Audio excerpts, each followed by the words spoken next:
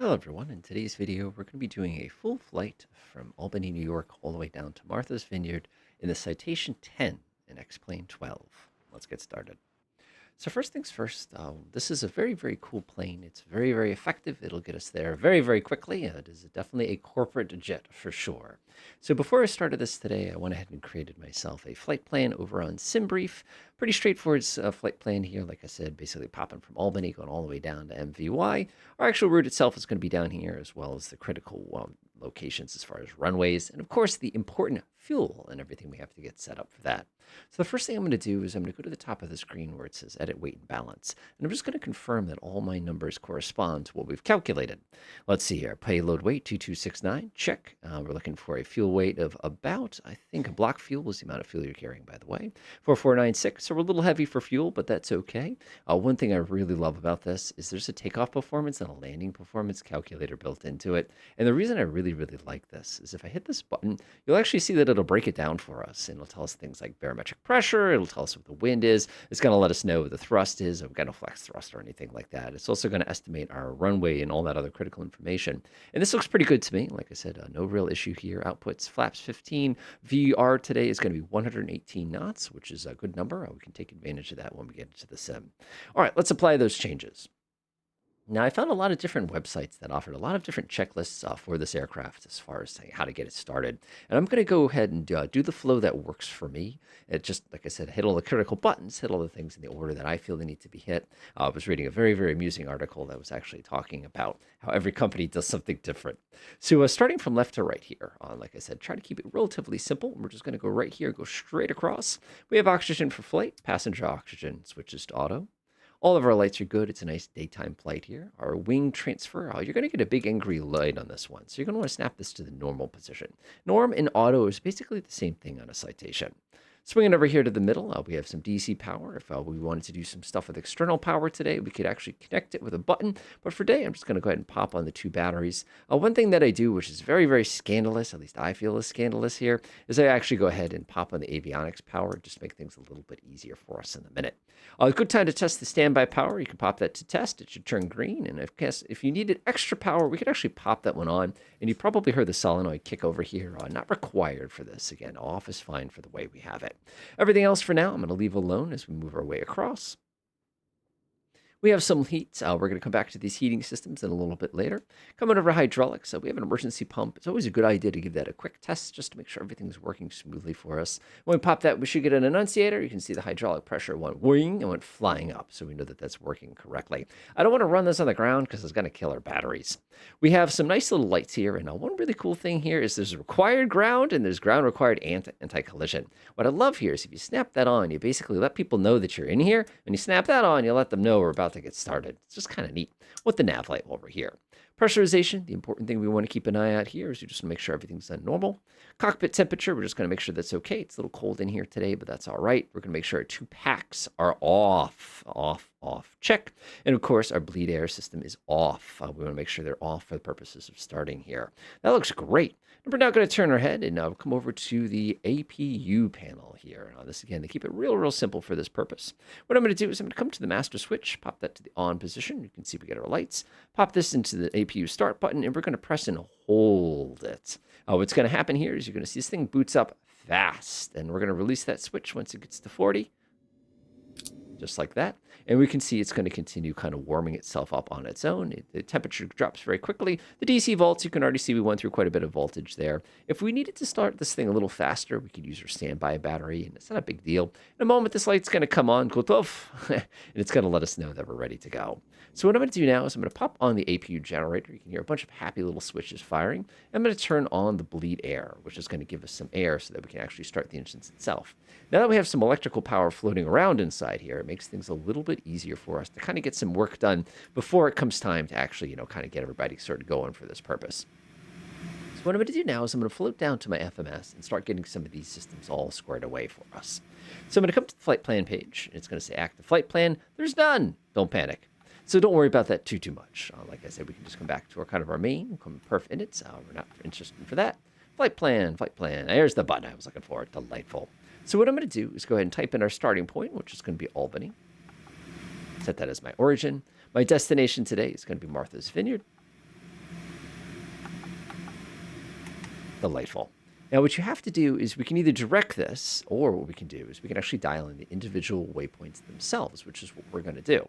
Now, fortunately, we have a nice little list of them here, with one little annoying exception, and I'll show it to you when we get there.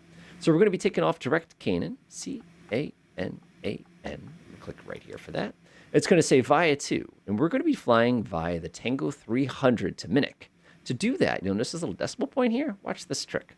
I'm going to press Tango 300, period, and we're going to dial our last point, which is Munich, M-I-N-N-K. Pop that in there, and you can see it automatically populates all of those waypoints for us. So then what we're going to do is go direct to Falma. So I'm going to do F-A-L-M-A, just like that. And then, of course, we're going to be direct MVY here with this Martha's Vineyard VOR. Perfect. Pop that in there like this. So the last thing I need to do is I need to make my destination, my V. I don't know why you have to do this. It's just kind of the way it works. So what I'm going to do is I'm going to click here and click here. And now we have a closed flight plan.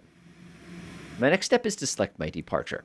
So I'm going to press departure, and now we're going to pick in runway 1 today. And if I had to, I could come in here and pick a particular SID or star or anything like that. Like I said, not worried about it. When we're happy with that runway, you just tap the init button just like that there, and it's going to actually load it into your memory so that it's ready to rock. And you can say your origin 1, runway 1, Albany. That's correct.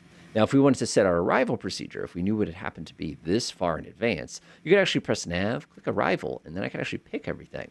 So today we're landing on runway 6. We have a couple options here. We could do VR, DME, or we could use the random navigation here. I'm going to select the RNAV. It's going to say, is this all okay to you? Is this the way you want it? And you'll notice here we have all of our vector choices here if we need to, and looking, of course, to Horax if we wanted it. We can also pick Martha's Vineyard as kind of that last point. All of your other settings in here I'm not going to worry about because they're basically perfect for what we want. So I'm going to come down here and press activate, and you'll notice nothing bad happened. As a matter of fact, all of our flight plan items are now locked in here. Everything is ready to go. We're in fantastic shape.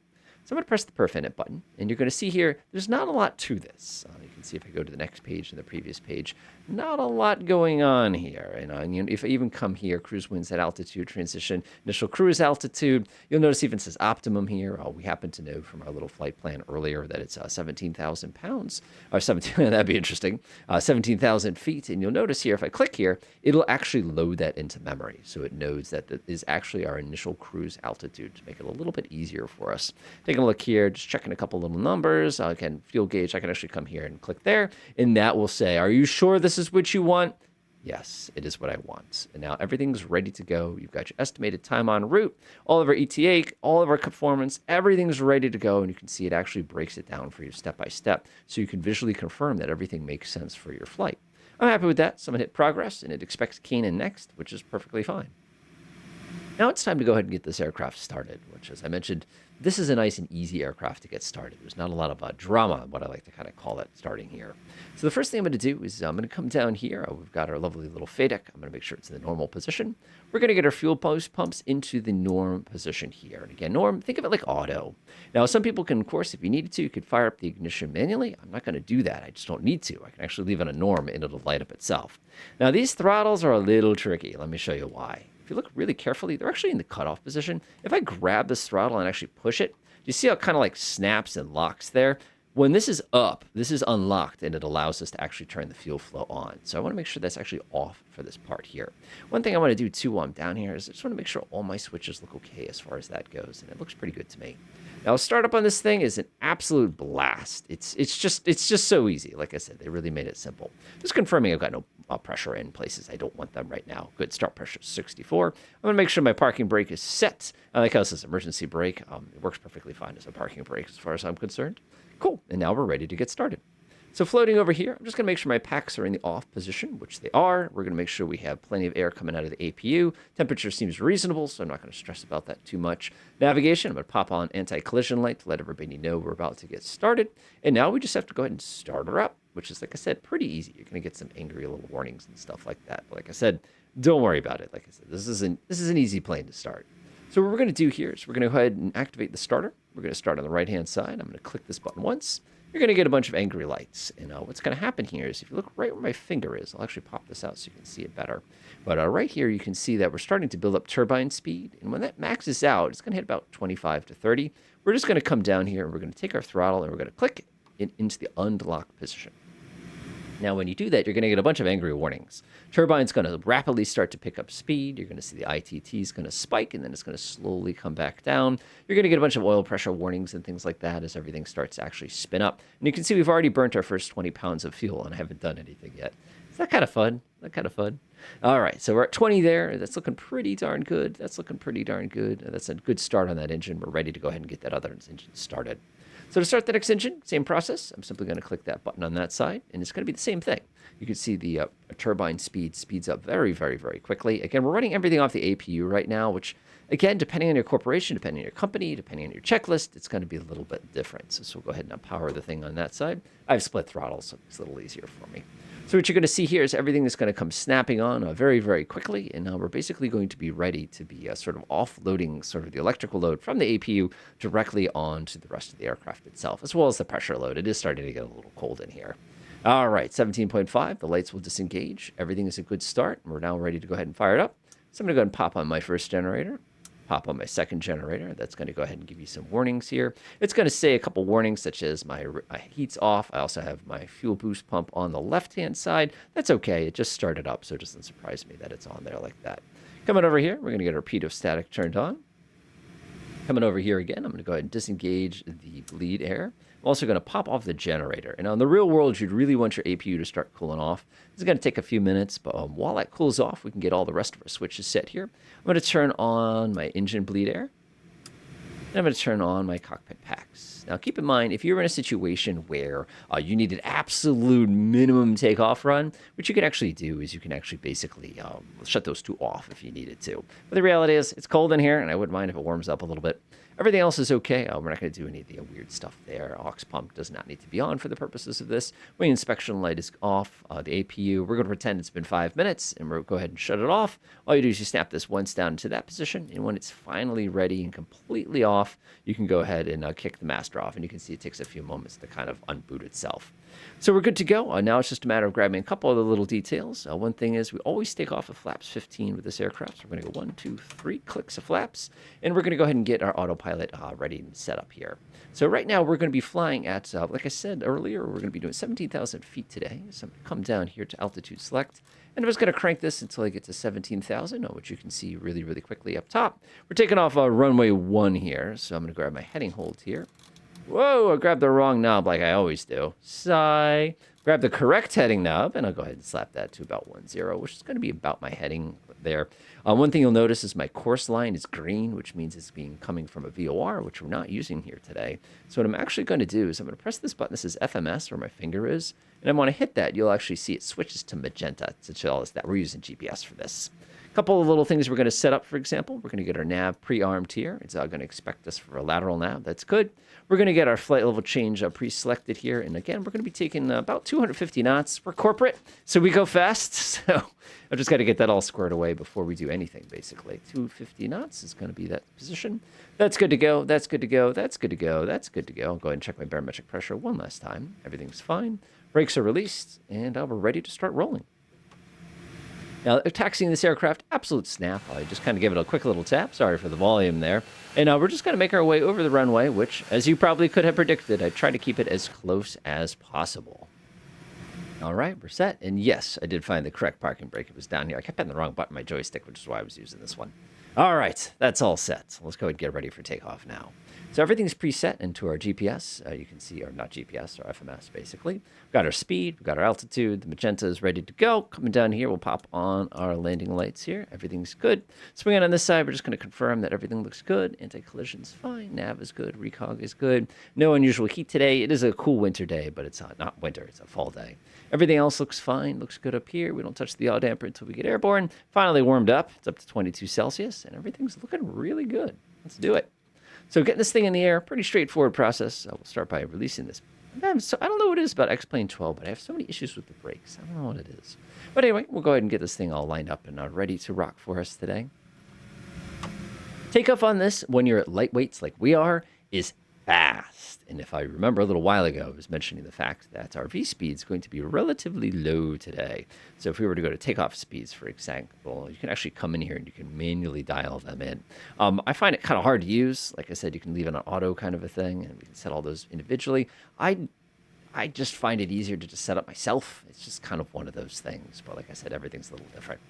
All right, we'll line ourselves up with a runway. This is X-Plane 12, so our engines are going to spool very, very, very slowly. And that's kind of part of the fun, as they say. Go ahead and hold that brake there. I'm going to hold it all the way down. We're going to go ahead and apply half throttle here. And what we're looking for here, let me go ahead and zoom out so you can see just a little bit better. Whoa, too much. Is we're looking for takeoff power. So you can see we're about 70. So I'm going to push my throttle forward. And what you're going to see is the word takeoff suddenly appear. Watch your temperatures when you do this, though. It tends to get really hot really fast because it surges. There it is. Takeoff power. Let's go. And it's surging. Bro, don't surge. Sorry about that. All right, 60 knots.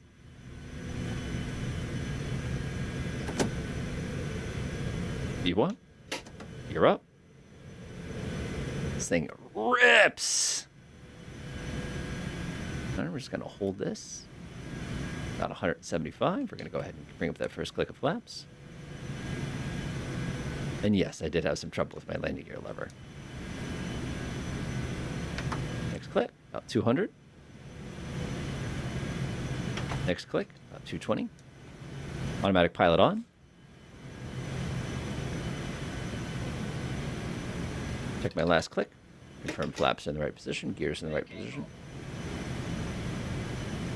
There's our climb. Notice the yaw damper came on automatically. And now notice a couple other things. You'll see that altitude select is highlighted. It's just giving us a heads up to say that once we get to 17,000 feet, it's going to hang out there. And of course, like I said, that part of the flight is relatively straightforward. Let's go ahead and pop off our landing lights. Like I said, we're not an airliner, we're corporate. We get to do things the corporate way, so it makes things a little bit easier for us. So what we're going to do here is get up to our cruise altitude. Worth mentioning, one of the things you do after takeoff, I do this automatically at 5,000, forgot to mention, is you do want to pull your throttles back to the climb position. It takes just a little click to get you there. All right, we're just hitting 17,000 feet now. We can get ourselves ready for cruise. A couple different strategies. When you get over, of course, 10,000 feet, you can actually nose over and get this thing going really, really, really fast if that's your desire. You get it all up to 320, 330 knots if you needed to, if you wanted to climb a little bit quicker.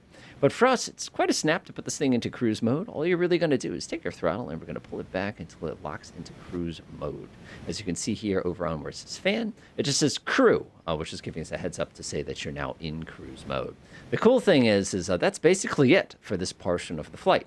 We were already at the altitude we need to be. We probably could have gone a little higher, but that, of course, means it's going to take us a lot longer to get down.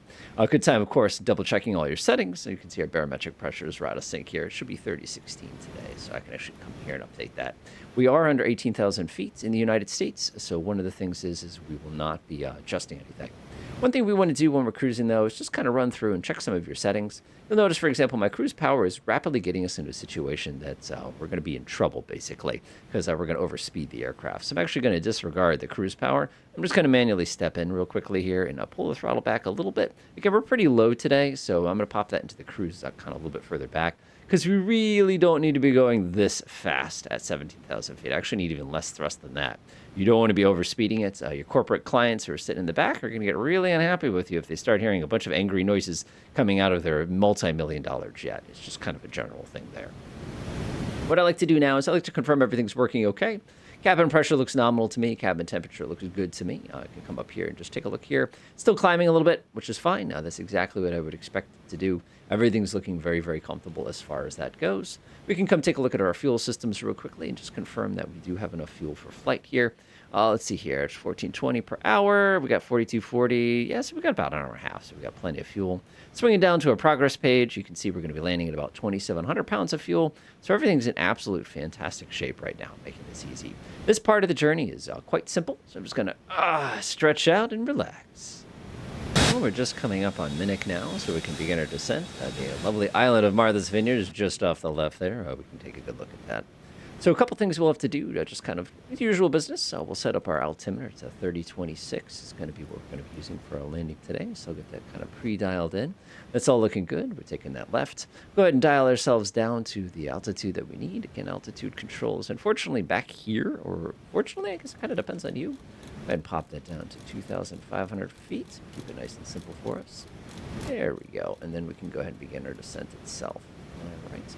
Pop over here. I'm going to go ahead and pull the throttle to 0 as I press the flick button. And Now, what's going to happen is a couple different things at once here. First of all, you're going to notice the plane decelerates rather, very, very, very quickly and just sort of drops off the face of the planet here. That would be an exceptionally, exceptionally steep descent. But I'm going to take advantage of it a little bit here, and I'll show you why. One of the things we have to do here is, because we don't have an FMS to kind of help us out a little bit, is we have to really slowly start getting this aircraft down to its 250 knots before we even get there. So one of the things I've kind of learned to do with this one is what I'll actually do is just kind of gently back the speed up a little bit. So these are two basically racing each other as they're coming down. Because again, that 10,000 knot limit, that'd be an interesting speed. That's spaceship reentry speeds. The 10,000 foot limit of 250 knots is definitely something you just kind of want to keep in the back of your head. But the reality is, this thing drops like a rock, so it's pretty easy as far as that goes.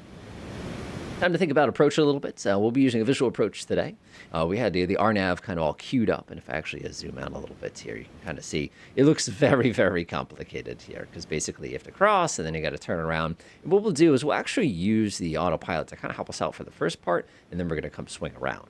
Now, let's go back to our good friend over at SimBrief real quick as we continue our descent here.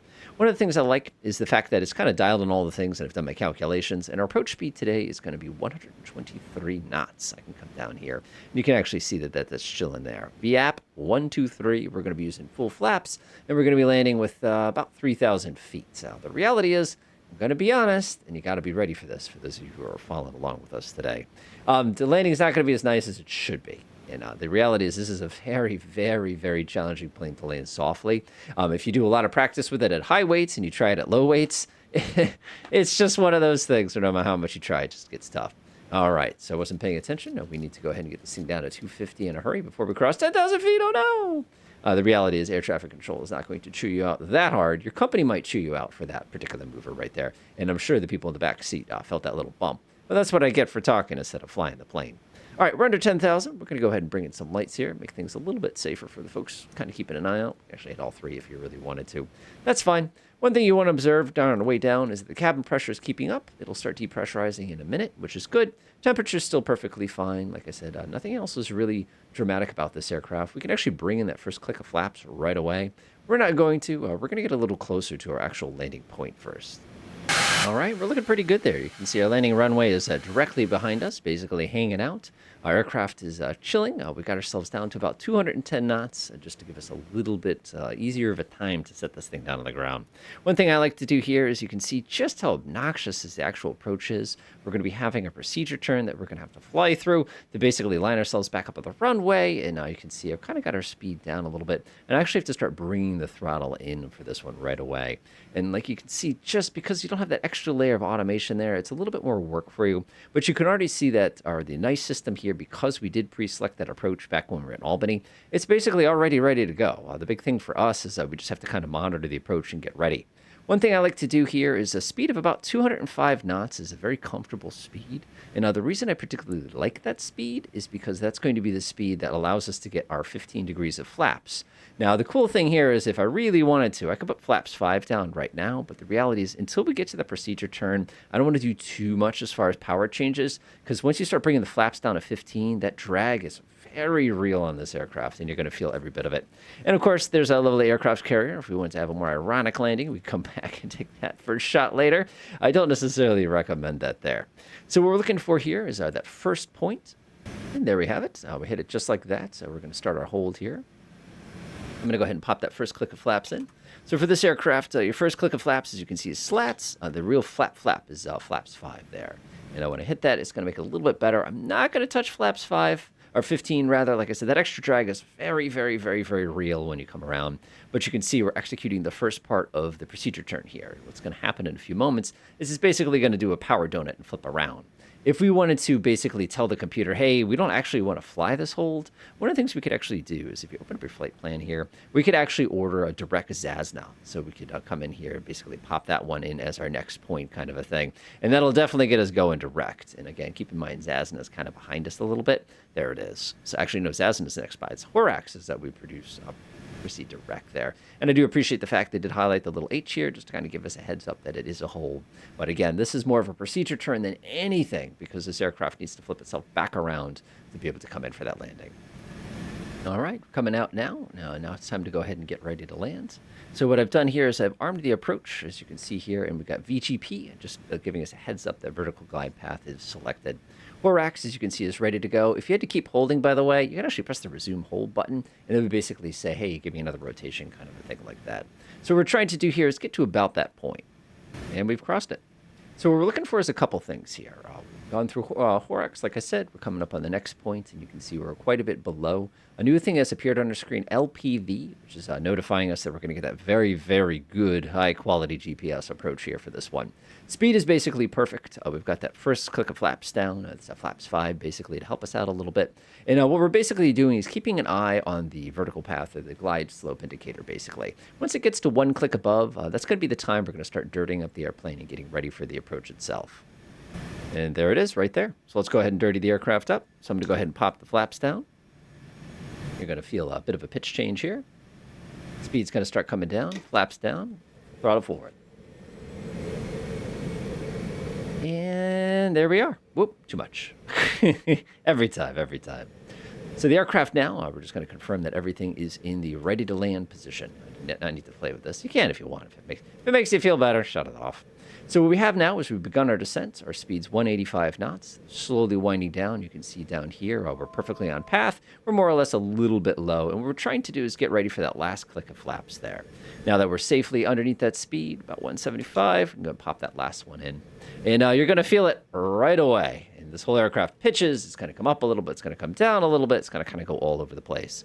Now, one of the things that makes X-Plane 12 a little different from some other sims is the fact your jet engines are very, very slow to respond. So you'll notice right now I'm checking at about 90% RPM right here, but that's actually too much for us, and I have to start kind of slowly backing it down. Actually, I'm sorry, the selected point is 89. You can see I'm at 50% here, and it's taking quite a bit. Now, our approach speed, according to our calculations, is 123. So one of the things I learned not to do is to do that. If you cut the throttle, you're going to slow down really fast, but when I push the throttle back forward, see how the temperatures spike and I'm not accelerating? That's one of the tricks that X-Plane kind of does. Well, not well. I don't know how you want to look at it. Now, we have a couple tools to help us out with this approach. First of all, you'll notice we have an indexer on this aircraft, which makes it a little bit easier for us.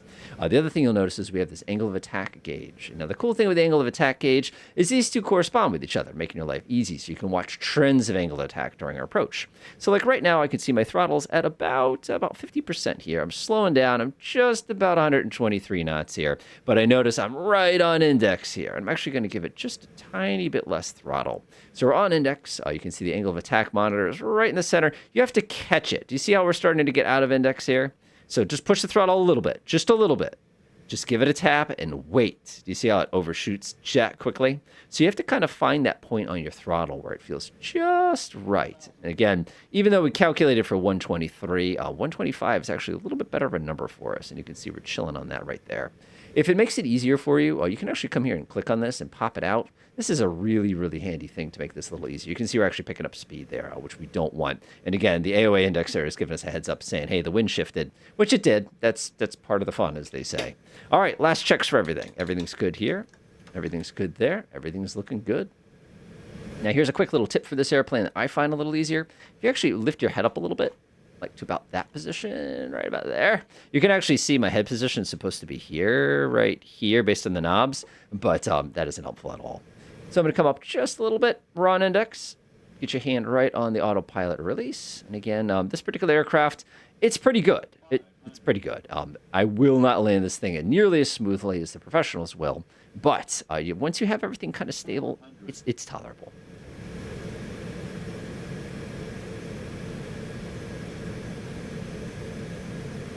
300. Ready?